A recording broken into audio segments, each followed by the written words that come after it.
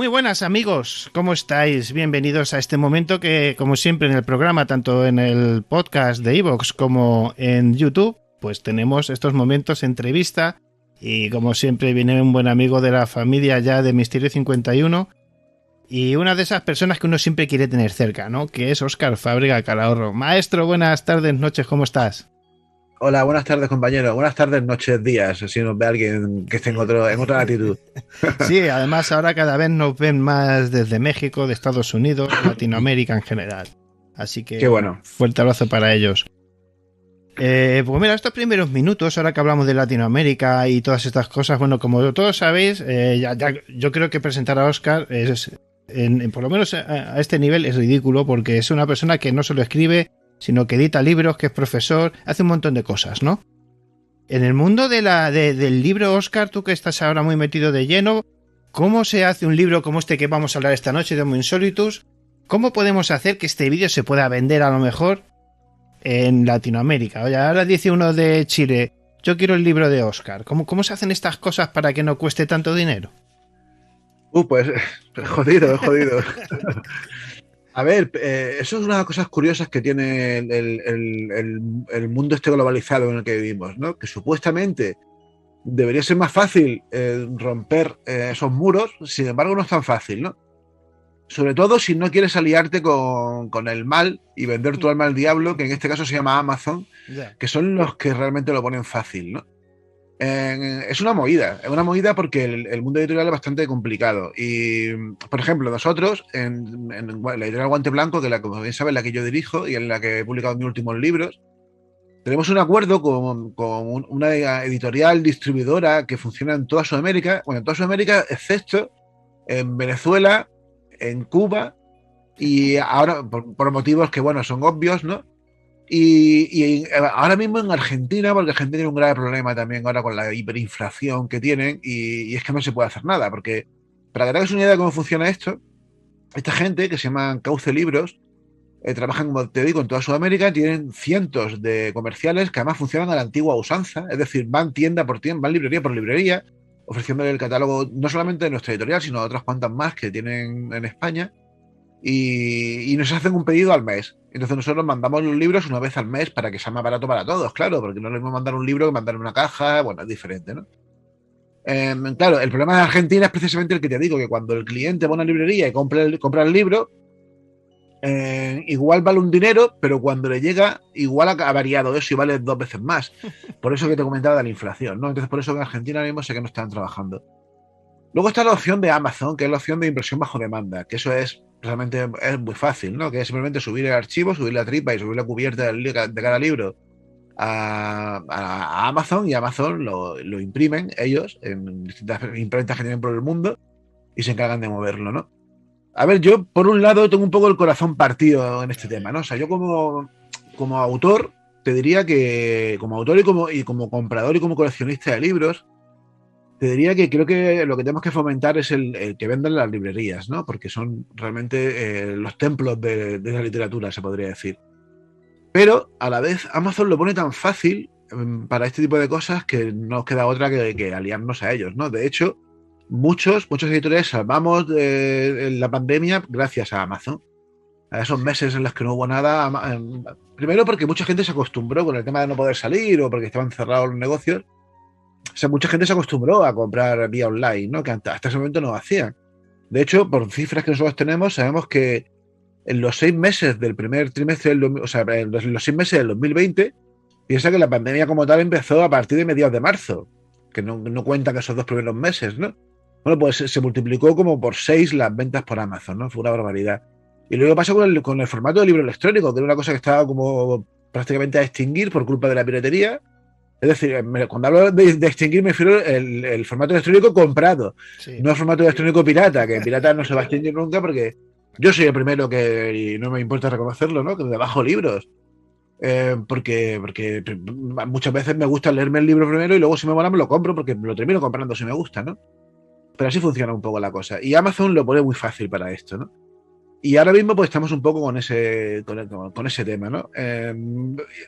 Ya te digo, nosotros tenemos dos opciones, pero hay editoriales que no tienen ni siquiera la opción de poder distribuir en Sudamérica porque no tienen acuerdos con editoriales o con distribuidoras de allí, ¿no? Pero nuestros libros sí están todos disponibles, como te decía, por Cauce Libros, que es la plataforma esta.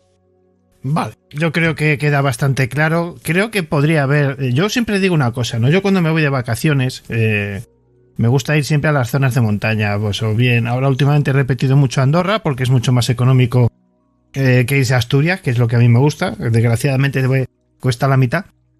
Y me gusta la montaña, pero cuando me voy a Oviedo, capitales como Oviedo, como Gijón, que son capitales de provincias muy culturales, muy históricas, Santander... Sí. Claro, tú te metes en una librería y, joder, es que hay un tío que sabe de libros ahí. O sea, es que el que está ahí no es un vendedor de libros. Es un tío, pues como cuando ves Harry Potter, el que vende las varitas mágicas, ¿no? Es un tío que, que tú le dices, me apetece algo de esto, de lo otro, como cuando vas al médico y le dices lo que te duele y él va a saber guiarte. Y si no, hay una cosa que a mí me gusta mucho hacer, que es darme una vuelta y que el libro me llame a mí. Voy mirando, voy viendo y siempre hay algo que hace pop, ¿no? Y dices... Y esa media horita es vital, ¿no? Y yo creo que se echa de menos un poco también el rollo aquel de cafeterías especiales donde se reunía la gente para conversar sobre literatura, sobre ciencias. Estas cosas también ayudarían mucho. Nos has enviado de guante blanco, bueno, 3 libritos aquí que yo los mostraré, ya iremos hablando de ellos. Y bueno, aquí por ejemplo me llamó la atención ver a Pablo Vergel, porque él anda también con todo esto de ediciones anómalas y todas estas cuestiones, recuperando libros incunables, ¿no?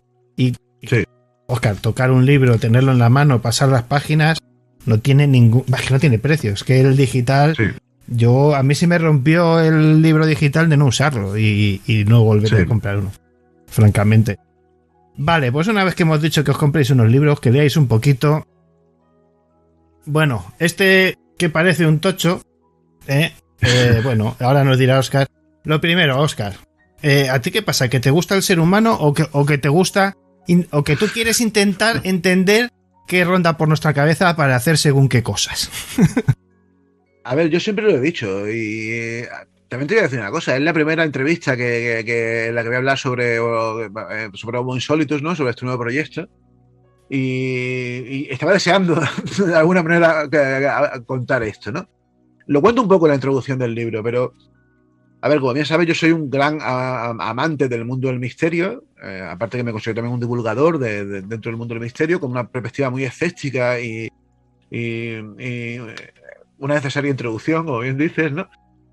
Pero también soy un amante del mundo de la ciencia, ¿no? Por lo menos de la historia o de la antropología, ¿no? Que son los aspectos que yo más he tratado.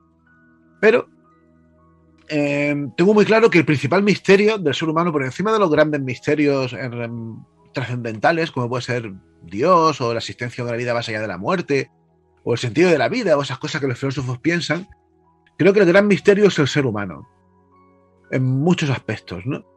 El ser humano es capaz de lo mejor y es capaz de lo peor. La historia lo ha demostrado. De hecho, para eso es para lo que vale la historia, ¿no? Para tomar conciencia de lo que nuestros antepasados hicieron, tanto bueno como malo. Y intentar también que no se repita, cosa que, bueno, si algo ha fracasado la historia sistemáticamente ha sido en eso, porque la historia se repite una y otra vez, ¿no?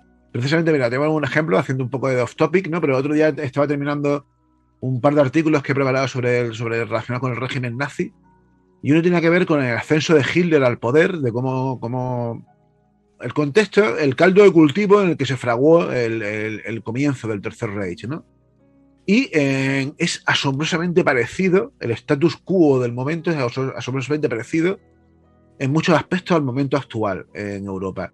No había una pandemia en ese momento. Realmente la pandemia sí la había habido, que era la gripe española, pero ya había pasado. Pero sí hay una crisis económica brutal, ¿no? Como consecuencia tanto de la Primera Guerra Mundial como del crash del 29, ¿no? Y eso, unido a muchos factores más coyunturales, ¿no? Como la situación propia de Alemania, el antisemitismo y demás, pues lo que permitió la llegada de este hombre. Pero bueno, la historia ha demostrado una y otra vez que el ser humano es capaz de lo mejor y de lo peor, como te decía. Pero a mí me interesa, igual que me interesa mucho la historia, te he dicho que me interesa mucho la antropología. Y es que la antropología es precisamente eso, ¿no? A ver, hoy en día sí tenemos muy determinadas, muy demarcadas las diferentes parcelas académicas de cada una de estas ciencias sociales, ¿no? Lo que sería antropología, sociología, incluso ciencias políticas. Pero eso en un primer momento no era así. Cuando surgen estas ciencias, estaban un poco mezcladas. De hecho, yo no sería incluso muy capaz a día de hoy de definirte exactamente dónde está el límite entre sociología y antropología, ¿no? Sobre todo porque también yo siempre he tenido una perspectiva muy multidisciplinar de todo esto. Es decir, creo que para poder hablar de una cultura hay que poder hablar también de una sociedad. Y aquí tendría que explicarte qué diferencia hay entre cultura y sociedad.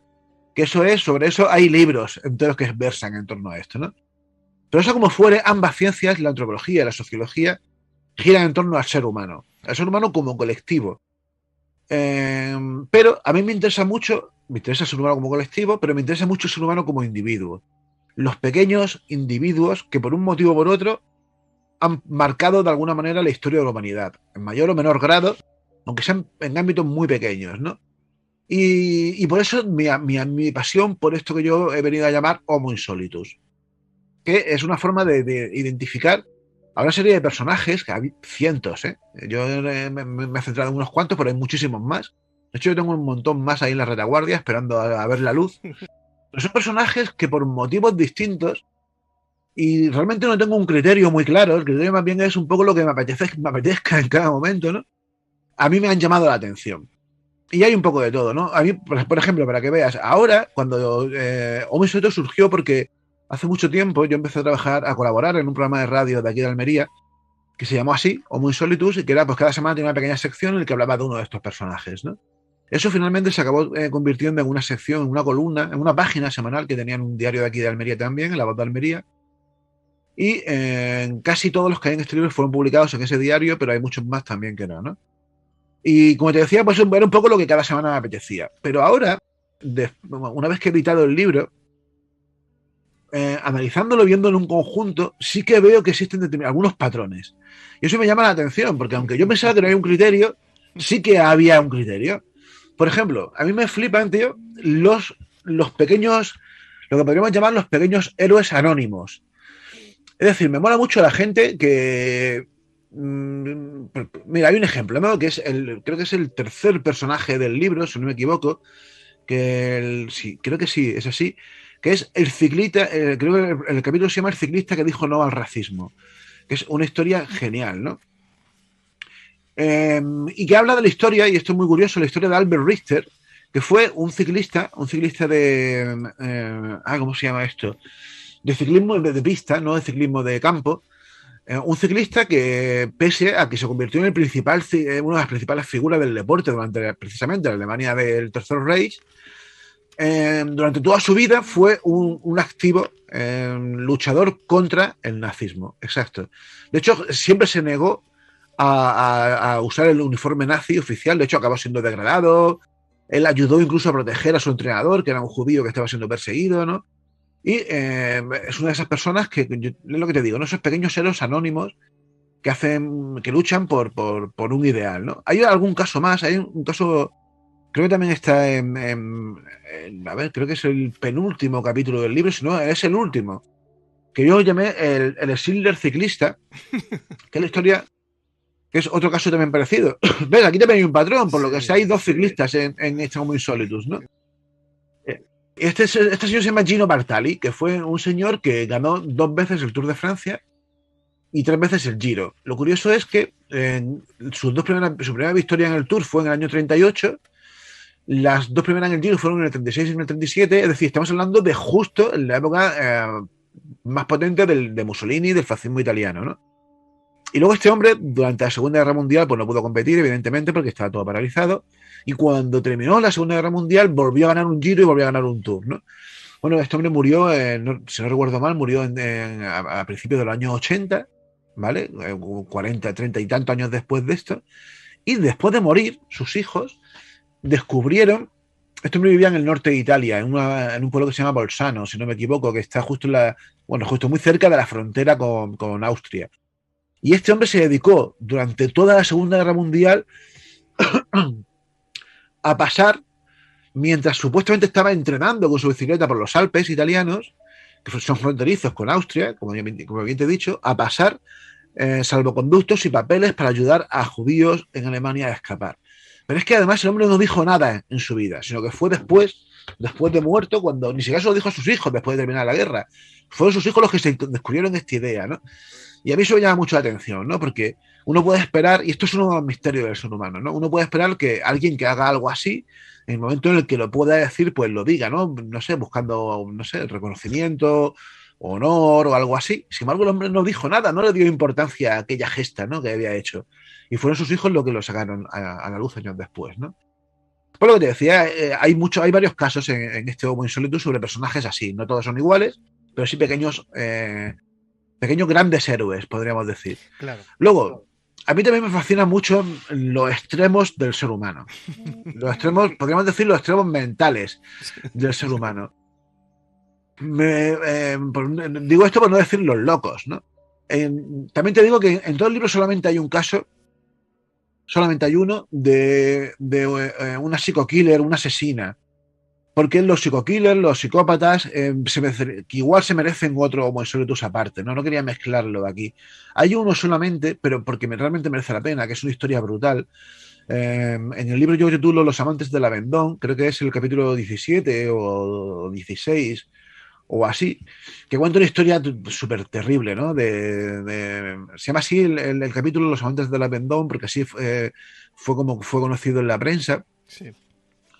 Y básicamente es la historia de una pobre chica que se enamoró de un manipulador que le convenció, exacto, un manipulador que estaba obsesionado con Nietzsche y con la idea del superhombre y demás, que le convenció de que matase ella a su hija, hija de ambos, recién nacida, para demostrar simplemente que lo podían hacer, ¿no? Una barbaridad de ese tipo. Y el caso es muy curioso porque fue la primera vez que alguien fue condenado por instigar a un homicidio, porque realmente fue ella quien mató a su bebé, ¿no?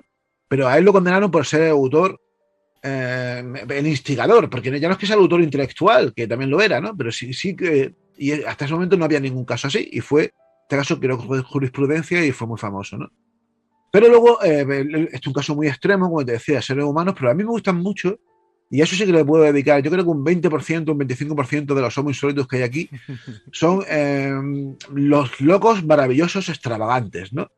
Y hay muchos. Por ejemplo, mira, hay un capítulo que a mí me encanta y que yo siempre que cuando le he comentado a algún colega, ¿no? Hablando, me han preguntado de qué va este libro, qué es esto. Yo siempre pongo este ejemplo para que me entiendan, ¿no? ¿A qué me refiero con esto? Que es para mí el auténtico Homo Insolitus. Creo que es el capítulo 4, el hombre que mató, el hombre que quiso matar a Bin Laden. Ah, sí, buenísimo. Es muy bueno. Esa es una historia brutalísima. Además, de hecho, hay una película que la podéis ver, no recuerdo cómo se llama en castellano, la película, pero es de Nicolas Cage. La verdad es que no recuerdo ahora mismo. Creo que está la portada en el libro, pero no sé si es la portada en castellano. Bueno, es la historia de Gary Faulkner, que es un tipo. Exactamente esa, Army of One, pero en castellano no se llama así. Ejército de uno significa eso, ¿no? Y es un tipo que unos 20 días después del asesinato de Osama Bin Laden, que eso como recordad se produjo el 1 de mayo de 2011, y ha llovido, este hombre reclamó una cuarta parte de la recompensa que el gobierno de Estados Unidos se había prometido, que no recuerdo bien, pero creo que eran 27 millones de dólares, porque él aseguraba que había jugado un importante papel en la operación de captura y de asesinato de Bin Laden, haciéndole bajar de las montañas y bajar a los valles. A mí eso me llamó mucho la atención en su momento. De hecho, yo escribí este Homo Insolitus mucho antes de que se hiciese la película esta con Nicolas Cage. Y me puse a investigar el caso, porque claro, ¿quién es este tipo, no? Y claro, cuando descubrí la historia flipé. Y es que resulta que unos meses antes, esto pasó como te decía, a finales de mayo de 2011. Bueno, pues el 13 de junio de 2010, si no recuerdo mal, a este tipo lo pillaron entre la frontera de Afganistán y Pakistán. O sea, imagínate, estamos hablando de una zona montañosa extremadamente árida en la que no hay nada, ni carreteras, ni nada. Bueno, pues lo pillaron a este hombre allí en mitad de aquello, vestido con una chilapa, como si fuese un talibán, con una Ray-Ban puestas, con una bota de militar. Pues llevaba, una pistola de calibre 30, una espada de samurái también, porque su intención era cortarle la cabeza a Bin Laden, una piedra de hachís, una biblia, llevaba varias cosas el tipo, ¿no? Y claro, cuando lo pillaron los pakistaníes, Pues imagínate, ¿no? Tú fliparon con el tipo, ¿no? Pero bueno, ¿quién es este hombre? Y claro, él aseguraba que iba en busca de Bin Laden y que sabía exactamente dónde estaba. Es este pájaro, ¿no? El caso, es ese pájaro, exacto, sí. El caso es que, claro, al hombre pues, rápidamente lo deportaron, aquello tuvo cierta repercusión en Estados Unidos, no demasiada, pero tuvo su cierto eco, ¿no? Y sobre todo porque, claro, algunos programas se empezaron a interesar, lo entrevistaron y tal, y luego algunos periodistas empezaron a investigar, y resulta que el tipo ya llevaba como 10 años intentándolo desde el 2001, ¿no? de las Torres Gemelas. Y además lo había intentado en varias ocasiones, había llegado a estar 2 veces en Pakistán cogiendo vuelos, había intentado cruzar el Pacífico en un barco, pero claro, cada vez que lo pillaban en Pakistán, pues, Casa. ¿dónde vas tú? ¿Sabes? Claro. Y hasta que finalmente lo pillaron, ¿no? Y el caso es que, y esto sí que es lo curioso realmente de esta historia, ¿no? El hombre era todo un personaje que había tenido problemas con las drogas, había estado en la cárcel alguna vez por robo, ¿no? Era un tipo muy peculiar, ¿no?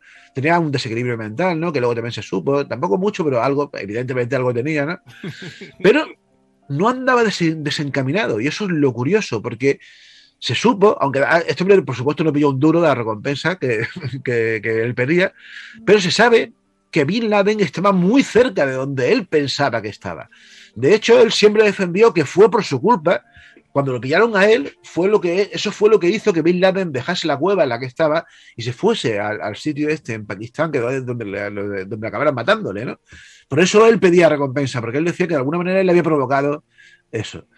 Bueno, a mí este tipo de personajes, como puedes ver, me fascinan, ¿no? O sea, que alguien tenga, con perdón, los cojones de gastarse un... Imagínate, porque esto cuesta dinero y se... Hombre, claro. Decir, ¿y tú cómo das con todos este tipo de personajes? Porque hay algunos que serán fácilmente y otros que no serán tan fácilmente de encontrar. A ver, a mí me encanta mucho ver las caras B de los periódicos, ¿no? Yo cada mañana un ritual que suelo tener es, pues eso, mirar los tres. Yo estoy suscrito a 2 o 3, pero también hay 4 o 5 que son gratuitos que los veo y me gusta pateármelos, ¿no? Y sí, y ahí es donde están. Por eso el primer Hombre Solito se lo dediqué a Charles Ford, al autor del libro de los condenados, porque de alguna manera yo me siento un poco como él, ¿no? Que él hacía eso. Él se pasó media vida buscando en hemerotecas noticias curiosas, noticias extravagantes, noticias que fuesen anomalías, que rompiesen con todo, ¿no? De hecho, por eso se llama su libro así, el libro de los condenados, porque para él eran las noticias condenadas, las noticias que nadie le daba importancia, pero que de alguna manera tenían mucho más importancia de la que parecía, porque rompían con nuestros esquemas, ¿no? Supongo que conocerás a Charles Ford, ¿no? Pero Charles Ford es un personaje brutal, ¿no? Y en ese libro, en el libro de los condenados, él se hace eco de cientos, o si no miles, de pequeñas noticias, como te digo, tomadas de hemeroteca y además muy bien referenciadas. O sea, no es... Él te pone cada cosa y te pone exactamente la fuente en la que se publicó. Y que había un poco de todo, ¿no? Por ejemplo, a mí me sorprende que en ese libro le dedica como 40 páginas a lluvias de cosas raras. No te puedes imaginar, lluvias de todo tipo, pero incluso lluvias de piedras dentro de una casa, por ejemplo, ¿no? ¿Cómo puede pasar esto? Bueno, pues yo de alguna manera he tomado ese espíritu de decir, hay una frase que me gusta mucho que utilizan en Estados Unidos, que es more stranger than fiction, que es algo así como más extraño que la ficción. La realidad es mucho más extraña que la ficción, ¿no? Pero hay que estar atento. Y hay que ver esos pequeños detalles, ¿no? Y ya te digo. Entonces, claro, muchas veces una cosa lleva a la otra, ¿no? Pues a lo mejor te pones a investigar el caso de este tío de Vietnam, o sea, de Bin Laden, y investigando a esto, pues te pones a tirar de hemeroteca y acabas encontrando a otro tío que hizo alguna cosa. Por ejemplo, hay un caso parecido que no está en Homo Insolitus, pero que lo tengo por ahí, algún día lo haré, de algo parecido a esto, que fue un irlandés que en plena Segunda Guerra Mundial lo pillaron como a unos 3 kilómetros del búnker en el que estaba Hitler, armado hasta los dientes, vestido de nazi, convencido de que iba a conseguir matar a Hitler. Y lo pillaron y se lo cargaron, ¿no? Y ese es un caso muy curioso porque el tío había conseguido saber dónde estaba el búnker de Hitler, ¿no? Y llegar hasta allí con lo difícil que tendría que ser. O sea, claro, ¿no? Pues ese tipo de personas a mí me parecen alucinantes, ¿no? Pero bueno, hay muchos más. En el libro hay mucho loco maravilloso. No loco tanto como este, sino quizás más. Por ejemplo, hay un caso increíble que a mí me flipa, que es el caso del emperador Norton de Estados Unidos. No recuerdo mismo en qué capítulo es, pero que es, bueno, pues un tipo muy peculiar que vivía en San Francisco, que era un poco el loco de la costa de San Francisco, que un día se autoproclamó emperador de Estados Unidos y realmente era una especie de vagabundo, ¿no? Que vivía con unos cuantos perros y que era muy querido por la comunidad porque era buena gente, no hacía daño a nadie, ¿no? Pero curiosamente suya fue la idea de hacer el Golden Bridge, el puente que une San Francisco que une de punta a punta la bahía de San Francisco, ¿no? Y fue suya la idea de hacerla justo en ese mismo sitio, pese a que en ese momento decían que no se podía hacer, pero él planteó incluso la posibilidad de cómo hacerla, que era utilizando una pequeña isla que hoy en día está bajo el mar, pero que en esa época estaba como 1 metro por encima de la superficie del mar, y así se acabó haciendo el puente, ¿no? Y bueno, como eso, pues hay muchos casos así, ¿no? Yo creo que la mayoría son este tipo de casos, ¿no? De casos de locos maravillosos, podemos decir. No, es que el ser humano, como tú muy bien sabes, es capaz de, yo creo que de casi cualquier cosa. Pero un poco, por salirnos de lo que es individualizar una serie de actos magníficos, tú sabes que nosotros somos animales, digamos, de estar en grupo, de socializar, de mente colectiva y todas estas cosas. Cuando se dan este tipo de casos, no son tampoco precisamente personas aisladas, ¿no? Quiero decir, que tienen como esa doble vida, quizás, que son capaces de hacer lo más extraño o magnífico del mundo y incluso capaces de llevar una vida normal, ¿no? Porque aquí hay personajes que yo he estado echando un vistazo y hasta determinado punto, determinada edad o determinado acto, ni el tato sospechaba nada de esta gente, ¿no? Claro, eso es muy habitual, claro. Sobre todo por lo que te digo, ¿no? Porque, mira, yo muchas veces pongo un ejemplo, tiene que ver con una película, con una de mis pelis favoritas, no una peli muy conocida, pero que a mí me flipa, que se llama Héroe por accidente, que es una película de Stephen Frears que protagoniza Dustin Hoffman con Andy García, y no recuerdo quién es la actriz ahora mismo, que no sé si la has visto, bueno, pero la película es la historia de un tío que Dustin Hoffman es un maleante, ¿no? Es un pájaro que está todo el día trapicheando, ¿no? Y que realmente es mala gente con su hijo, con su exmujer, mala gente.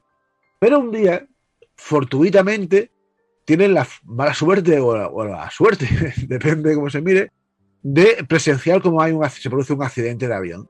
Y el hombre se acerca hasta donde se ha producido el accidente, pero no con la intención de salvar a nadie, sino de llevarse todo lo que pueda. Claro. Y de alguna manera pues se acaba viendo obligado a salvar a alguno porque le da cosica, ¿no? De salvarlo, ¿no? Y se acaba convirtiendo, como bien dice el título de la película, en héroe por accidente. Yo creo que muchos de estos son gente así. Sí. O sea, son pequeñas personas anónimas, más o menos raras en su vida diaria, hasta que un día, por una serie de circunstancias, eclosiona. Pasa algo que hacen que sean muy grandes y a partir de ahí que su vida cambie por completo, ¿no? Yo ya te he hablado en alguna ocasión, lo que pasa que de las veces que has venido no has podido venir y al final no le vas a conocer. Ya sabes que ha fallecido justo hace un par de semanas. Todo un maravilloso Homo insolitus. Pero sí, vamos. Sí, yo creo que además cuando te hablé con él hace un par de años ya lo llamaste así. Sí. Y claro, recientemente hablaba con el párroco que se ha hecho un poco cargo del asunto y todavía se creen que van a poder terminar aquello.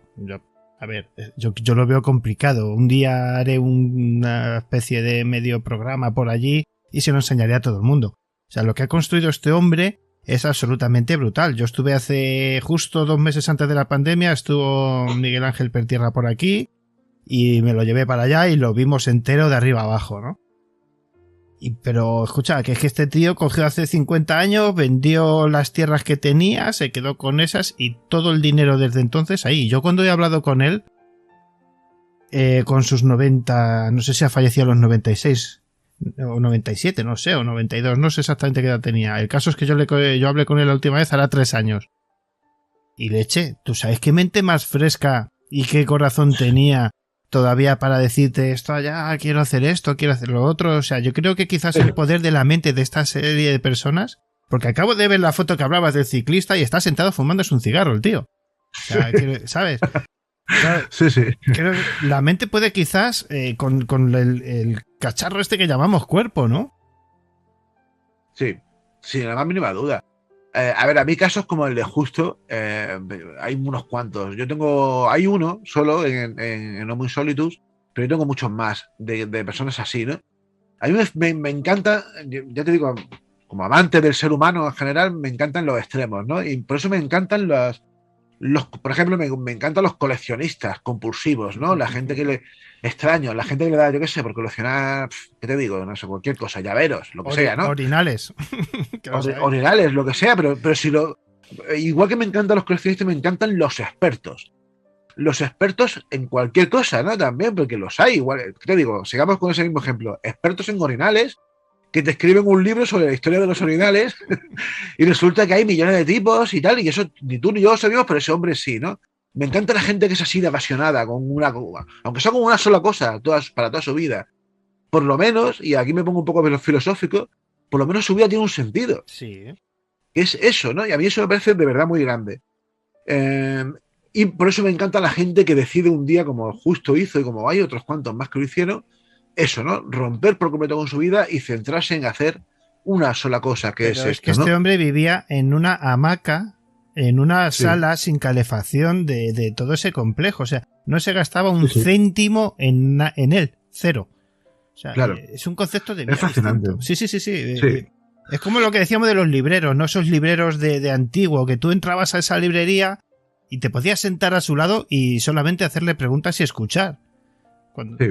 Creo que la magia del libro es esa. Bueno, yo no te voy a enredar mucho más porque si no al final vamos a contar el libro y tampoco mola. Pero bueno, aquí hay personajes que son flipantes. Entonces, algo va a cambiar porque al final, tú lo dijiste en Facebook el otro día, señores, aquí vais a tener que ya está a puntito Homo Insolitus 2. ¿Va a ir en el mismo orden? ¿Lleva algún...? Sí. No sé. A ver, realmente ha sido un poco. Yo espero que nadie piense que es lo hago con la intención de vender la moto 2 veces, ¿no? Que ya es bastante que la gente te compre un libro como para que te tengan que comprar 2, ¿no? Pero, a ver, tú que lo tienes ahí. Yo creo que es un libro que gana presencialmente. Es decir, por mucho que uno lo intente mostrar en internet como es, hasta que lo ves físicamente, no lo puedes apreciar, ¿no? El problema está en que el formato, en un primer momento yo me planteé hacer solamente un volumen. Por cierto, yo he hecho todo en este libro, desde la cubierta hasta la maquetación, todo ha sido cosa mía, ¿no? Ha sido un trabajo brutal. Pero, como el formato es muy especial, que es 21x25, es casi como. Sería como. Parece un monográfico de la revista National Geographic, por ejemplo, ¿no? Lo vamos a comparar si quieres con este para que la gente se haga una idea, el de Pablo Vergel. O sea, fijaos, claro. ¿no? O sea, Claro, exacto. Viene a ser un poco como eso, un monográfico de esto que suele sacar la revista National Geographic o alguna de estas, ¿no? Y claro, cada uno de los volúmenes tiene 180 páginas, 181, 182 más o menos. Pero claro, en ese formato, que todo junto hubiese sido 370 páginas aproximadamente, ¿no? Y quedaba un poco raro así. Y lo decidí cortar en 2 partes. Entonces, exactamente son 41 Homo Insolitus en 1, 41 Homo Insolitus en 2. Y tú me dirás, ¿por qué 41? A ver, yo no es que sea supersticioso ni nada por el estilo, pero justo tenía yo 41 años cuando empecé a publicar estos artículos en La Voz de Almería. Entonces, de alguna manera, pues fue un pequeño guiño, un pequeño autoguiño a mí mismo, ¿no? Y el libro, la segunda tanda, como bien dices, sí, está a punto de salir. También me estuve planteando sacarla a las 2 a la vez. Ahora para Navidad y demás, ¿no? Pero tampoco quería saturar a la gente, ¿no? Quería más bien que la gente se comprase el primero, que se lo leyesen y si le volaba el libro, pues que 2 meses después, en febrero, que es cuando va a salir la segunda parte, pues se lo comprasen si le apetecía, ¿no? A ver, yo creo que a todo aquel que se vaya a comprar primero, si le mola, se lo va a comprar, más que nada también porque lo que mola es tener los dos. Está todo pensado para que sea un libro en 2 partes, un rollo de coleccionista, que por cierto yo también te digo que ha sido una tirada, ambos van a ser una tirada limitada, entre otras cosas por los problemas que nos enfrentamos los escritores y los editores, ¿no? Y aquí ahora te hace un pequeño, volviendo, fíjate que bien, vamos a hilar, ¿no? Volviendo a lo que hablamos al principio, del tema del mundo editorial y de distribuidores y demás, aunque yo entiendo yo lo veo desde las 2 perspectivas, ¿no? La perspectiva de un autor y la perspectiva de un editor. El mundo editorial está muy lastrado por el desigual reparto que se producen de los beneficios de un libro, ¿no? Es decir, para que te hagas una idea, por lo general, una distribuidora se lleva entre el 50 y 65% del PVP de un libro. Con lo que queda, que puede ser un 50, pero puede ser un 35, lo que queda, la editorial tiene que pagar el libro. Porque no está hablando del PVP, ¿vale? La editorial tiene que pagar el libro. le tiene que dar su porcentaje de derechos de autor, evidentemente, al autor. Y tiene que ganar dinero, porque al final son empresas que necesitan facturar, ¿no? Por eso muchas veces, cuando muchos autores se quejan, sobre todo cuando no conocen cómo funciona este mundo, de que se cobra muy poco por los derechos de autor, y tienen razón, evidentemente se cobra muy poco. O sea, el que una editorial te paga un 12%, como solemos pagar nosotros en Guante Blanco, entre el 10 y el 12, es mucho. Comparado, por ejemplo, con Planeta, que te puede dar un 6%, ¿no? Uy, Pero es que, claro, pero es que realmente tampoco pueden dar mucho más.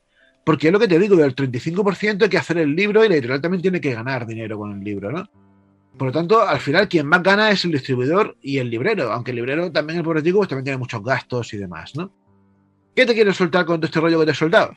Pues que, por desgracia, mi libro va a ser este Homo Insolitus ha sido una edición limitada, los dos lo van a ser, porque no va a tener distribución. Ha sido un poco un acto de rebeldía en el que, porque si hubiese tenido distribución, el libro en vez de costar 15,95 como cuesta, tendría que costar como 27 euros para ganar 5 euros por libro, ¿no? Aproximadamente. No yo, sino la editorial. Y le hemos decidido hacerlo así. Va a estar también en Amazon, de hecho está ya en Amazon el libro, en impresión bajo demanda, que esa es otra, es un formato que tiene Amazon que imprimen ellos directamente, pero no tiene las mismas calidades, el mismo acabado que tiene el libro físico, ¿no? Así que, por lo que te digo, en la segunda parte saldrá, la fecha prevista es el 1 de febrero, que por cierto ya te anuncio que me gustaría presentarlo en Madrid. Hace 2 años que no está en Madrid con el tema este del fin del mundo, que me pilló aquí en el sur. Nos vemos entonces seguro. Vamos, yo voy donde por la casa del libro, como siempre, más o menos. Pues no lo sé porque tampoco no lo sé. Ya te diré, pero bueno, hay un sitio que me han comentado que está muy chulo en el Retiro, Ah, sí, sí. que he visto algunas fotos que es una biblioteca pública, me parece, que pinta muy bien, ¿no? Y me gustaría que fuese ahí, pero bueno, estamos todavía en gestiones, Bueno, porque claro, es que encima también con el repunte el dichoso COVID, pues uno es que no te puedes hacer planes a largo plazo. Pero bueno, ya llegará el momento. ahora hacemos referencia a eso. Dos preguntas y te dejamos libre. Dime. La primera, yo algunos los conozco. Bueno, no es pregunta, es un poquito recordar, ¿no? Como siempre, a Raquel por las horas robadas, por estar ahí, por ser capaz de entenderme. A Roberto, ya sabes, nos vemos en el infierno. Y a Kido, la amiga perruna que decidió adoptarnos hace 16 años y que desgraciadamente nos dejó hace unos meses. El mundo sin ti es mucho más triste, ¿no? Sí. A ver, yo siempre dedico mis libros a Raquel, ¿no? A mi compañera, a mi pareja, porque sí, primero porque hay una cosa que mucha gente, los que no escriben, no lo saben, o los que no escriben o los que no hacen cosas que te requieren corazón y robarle tiempo a tu familia, ¿no? Sí. Tú también es así, ¿no? Cualquiera que se dedique a hacer un podcast es tiempo que le estás robando a tu gente mientras estás haciendo tu cosa, ¿no? Pero también eso es lo que nos nutre, eso es lo que nos gusta y ellos lo entienden, ¿no? El mundo del escritor es mucho más jodido, porque yo no sé cómo serán otros, ¿no? Pero yo en mi caso soy muy obsesivo. Y cuando estoy escribiendo me puedo tirar en este despacho que veis aquí, que es donde mi hábitat natural, me puedo tirar perfectamente 6, 7, 8 horas, no con la puerta cerrada, pero como Raquel está justo aquí, a 5 metros, pero detrás de un muro, sin hablar con ella, ¿no? Y yo entiendo que es difícil y que hay que tener paciencia para aguantarnos, ¿no? Porque también somos maniáticos, bueno, hablo en plural por no decir... Porque imagino que habrá alguien más como yo. Bueno, ahora cuando cerremos la entrevista le diremos a la gente dónde puede ver también de vez en cuando a Raquel, que tiene mucho, que tiene mucho que decir, por cierto, Raquel, en todas estas cosas. Claro. Y bueno, pero es lo que te iba a comentar, pero perdón que te interrumpa, tío. Pero, yo también le dedico siempre mis libros a Roberto, que es un amigo que murió de cáncer hace ya 8 años, ¿no? Que era un gran amigo y fue un paro terrible y que él me insistía mucho en que yo escribiese porque le encantaba y tal. Bueno. Y en este caso, tío... mira que este último año y medio ha sido difícil. Mira que yo no sé en tu caso, pero en mi caso por lo menos han muerto varios familiares cercanos míos de COVID y demás. Es un desastre. Pero para mí el momento más terrible de todo este tiempo ha sido precisamente el fallecimiento de Kido, ¿no? Una pequeña perrita que vivía con nosotros y que murió pues, en el mes de agosto. Y mira que yo soy una persona de lágrima dura. Y mira que yo te digo, 2 tíos míos fallecieron unos 4 o 5 días antes. Además, murió un tío y su mujer 2 días después, ¿no? Sin embargo, yo, como lloré aquella tarde que murió mi Kido, no había llorado nunca, ¿no? Y es así. Entonces, pues claro, tenía que estar. Yo sé que es una tontería, que realmente me lo estoy dedicando a mí mismo, ¿no? Eso, yo creo que ya lo puedas saber. Bueno, escucha, pero... Siempre puede haber un perruno insólitus, ¿sabes?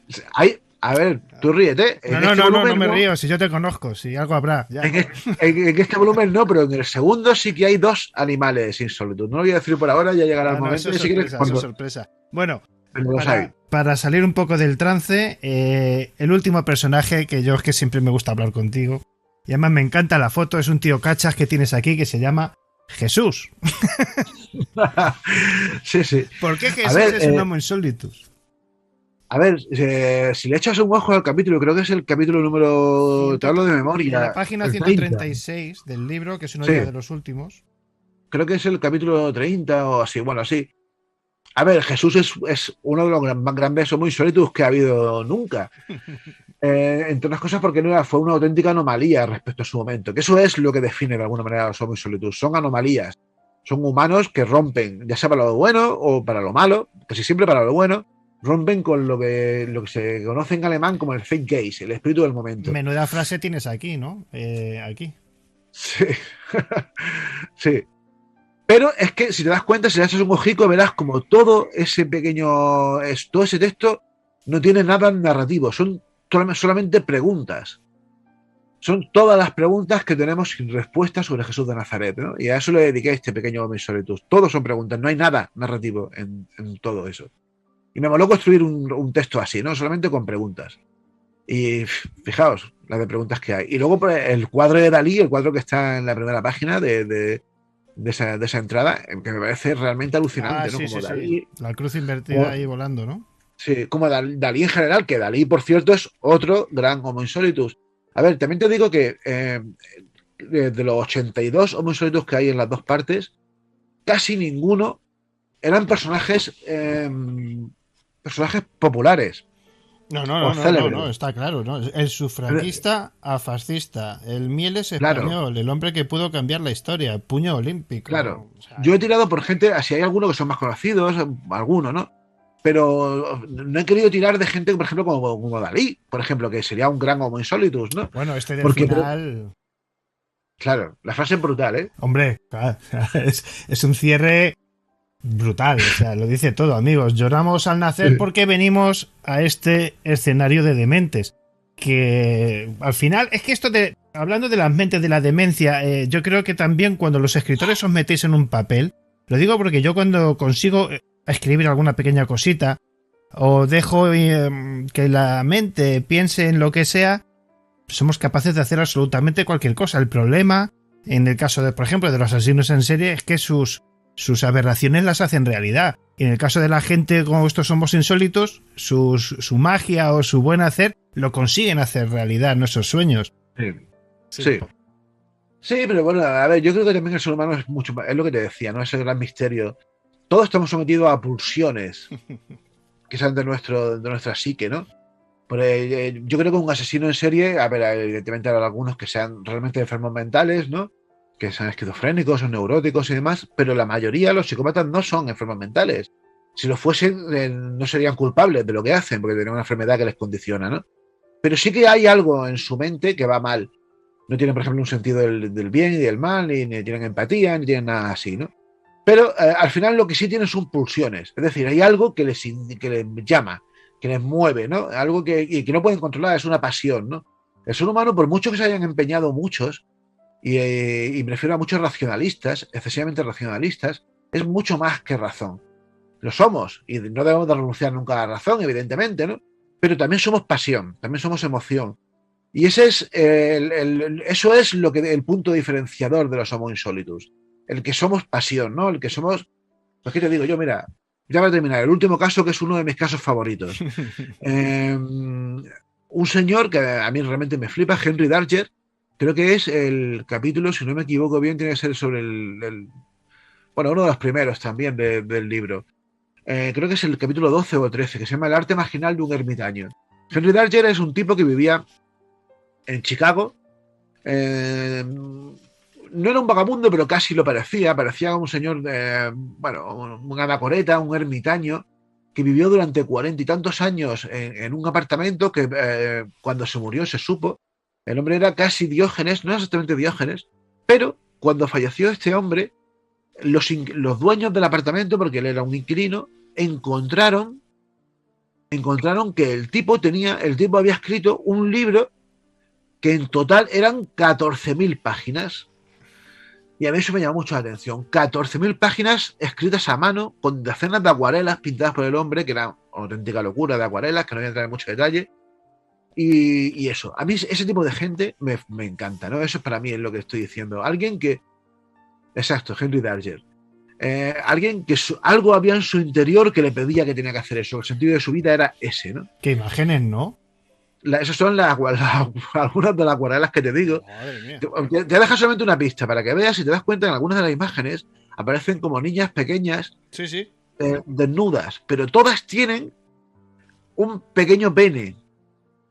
Y se debe a que el hombre no sabía cómo era el órgano sexual femenino. O sea, él pensaba que las niñas... Que todos teníamos lo mismo. Claro, él tenía... Exacto. Claro, y sobre todo él las pintaba como son los pequeños penecillos que tienen los niños Jesús de estos de cerámica o de porcelana que hay en las casas, que él tenía un montón en su casa, ¿no? A mí ese tipo de cosas me fascinan. Y la novela que escribió es una auténtica locura, que de hecho el tipo, fíjate lo que es la vida, ¿no? El tipo que fue todo su vida un ermitaño, que realmente llegó a pasar incluso hambre. Tanto el libro como muchas de sus acuarelas se han hecho pues súper populares dentro de lo que se llama el arte naif o el arte de así, ¿no? El arte de los locos que hacen ese tipo de cosas sin tener ni idea de arte, pero es realmente lo que para mí es el arte al final, ¿no? Que es la plasmación de una pulsión, de una emoción absolutamente humana, ¿no? Y eso es lo que al final lo que somos. Eso es lo que somos, Homo insolitus. Yo creo que todos tenemos esa capacidad, que esto sí que hay algo que decir, ahora que ya terminamos, que yo creo que cada uno tiene esa capacidad de hacer cosas muy grandes, también para el lado negativo, ¿no? Esto es como un poco en plan Jedi y la fuerza, ¿no? Puedes tirar para lo bueno o para lo malo. Bueno, es así. ¿Dónde podemos escucharos? ¿Dónde estás también de vez en cuando con Raquel y todos los compañeros? ¿Dónde te seguimos para seguir aprendiendo estas historias? Bueno, a ver, nosotros, como siempre, con nuestro programa Tempus Fugit, que ya es nuestra 9ª temporada, que lo dirigimos, como bien sabes, Raquel y yo. Raquel está más activa en redes sociales. Yo últimamente estoy bastante fuera, primero porque he estado 3 meses desconectado por completo, entre otras cosas, maquetando, diseñando este libro, pero también trabajando en algunos proyectos. También me ha pasado algo muy raro durante el confinamiento y la pandemia, que es que otros amigos se han hinchado a escribir, ¿no? Y han preparado 2 o 3 libros que irán publicando poco a poco, espero, pero en mi caso no he sido capaz de terminar nada hasta básicamente ahora, pero lo que sí tengo es como 5 o 6 empezados, ¿no? Ya veré cómo van saliendo. Pero bueno, ya te digo, como en redes sociales pues sigo estando por ahí, me pueden encontrar en Facebook sobre todo, aunque también tengo Twitter, tengo Instagram, pero no sé ni cómo va. Eso es bien. Y demás, y luego, pues bueno, mi página web en oscarfabrega.com, que tampoco es que la tenga yo muy actualizada, es que realmente soy muy vago también para según qué cosas, ¿no? Pero bueno, yo te lo voy a poner más fácil, amigo. Yo voy a coger y todos los contactos de Óscar los voy a poner en YouTube ahí. Y los voy a poner abajo, todos los links ahí. Para que entréis. Y que os prometo una cosa, que esta vez, ahora que está delante Óscar y nos vais a ver todos y lo vais a escuchar, el que lo escuche o el que lo vea. Cuando venga a Madrid, me cojo mi micro y me voy a hablar con él y hacemos donde sea, en cualquier parte de Madrid, una pequeña charla con otro muy insólito que se llama Óscar Fábrega Calahorro. Maestro, muchas gracias. Cuenta con ellos, te será un honor. Además, vamos buscando un sitio guapo en Madrid. A ver si puede ser algún sitio en el que haya borrachos y drogadictos, que también son parte de este ambiente. Un abrazo, maestro. Donde la cerveza sea de calidad y el vinacho también. ¿Por qué no? Seguro. Buenas noches, maestro. Un abrazo.